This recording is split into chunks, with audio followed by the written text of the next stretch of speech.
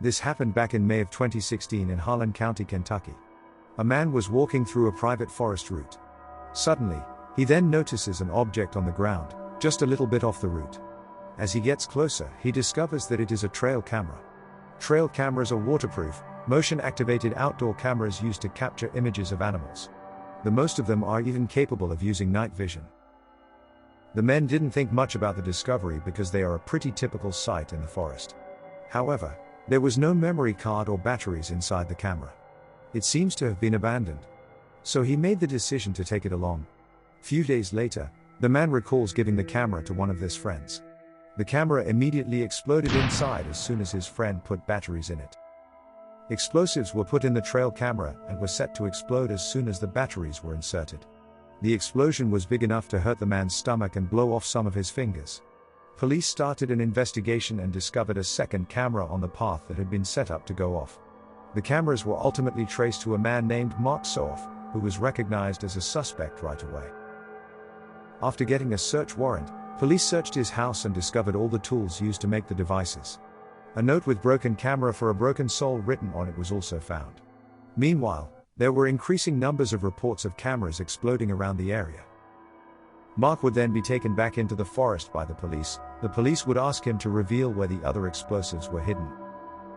Mark would attempt to escape by lunging at one of the officers' firearms in the forest.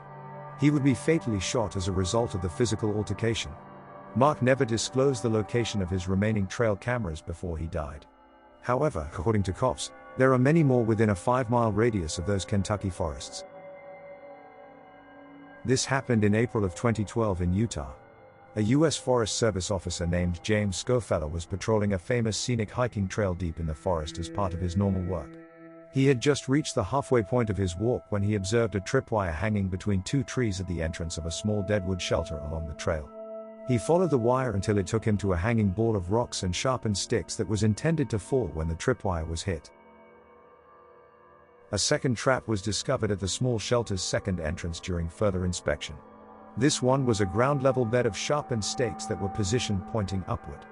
Once more, a tripwire was placed in front of it. This time, it was tightened, making it nearly impossible for anyone to avoid falling into the sticks. The harmful and potentially deadly traps were reported to the police. They would soon start interviewing recent hikers who had been in the area, which surprisingly would lead them to 2 teenagers. They would accept having set them up. However, they argued that the traps were placed for animals. The nature of the traps was clearly built for a person, thus the cops would not believe this. Additionally, they were placed way too near a famous hiking trail. More precisely, near a small shelter's entrances, which may easily have attracted a curious child or unsuspecting visitor. This happened in February of 2018 in California. A man named Mark Andre devoted his career to exploring the immense forests of Northern California. He was the environmental services director for his town. Thus, spending time in the woods was a part of his work. In February of 2018, he was given the task of labeling trees, and as he was doing so, he would find a temporary cabin deep in the forest, which, considering how remote the location was, this discovery was highly shocking. Obviously, Mark would explore the structure more closely. Its size was only about 8 by 12 feet and 15 feet tall. The single entrance to the cabin was locked, and there was no real sign that someone was there from the outside. Mark would return to seek assistance from a professional as he was still disturbed by the discovery. For the next few days, several attempts would be made to get in touch with the owner of the shack, all of which would ultimately fail.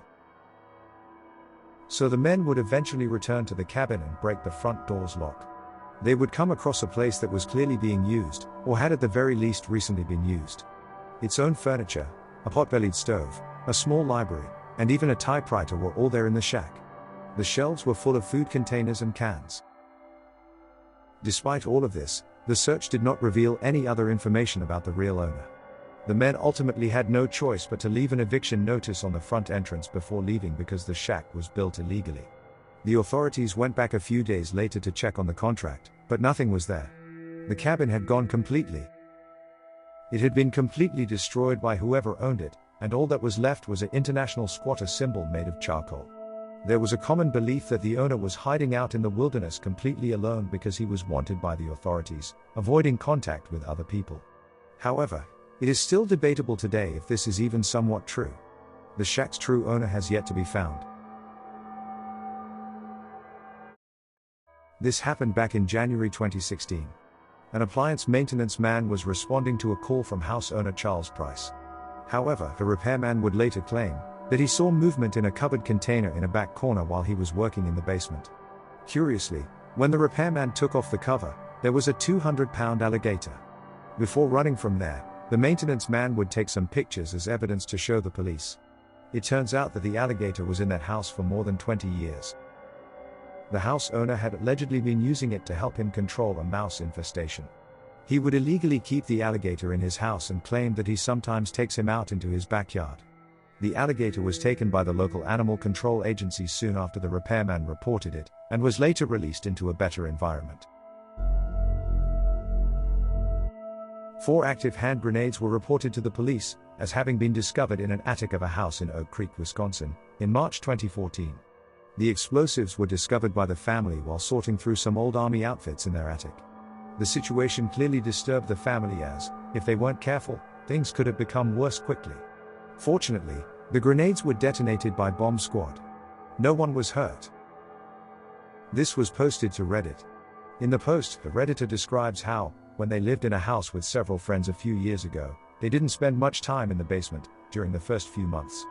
The basement was half finished, while the other half was a sort of dirt crawl space, which extended beneath the porch of the house.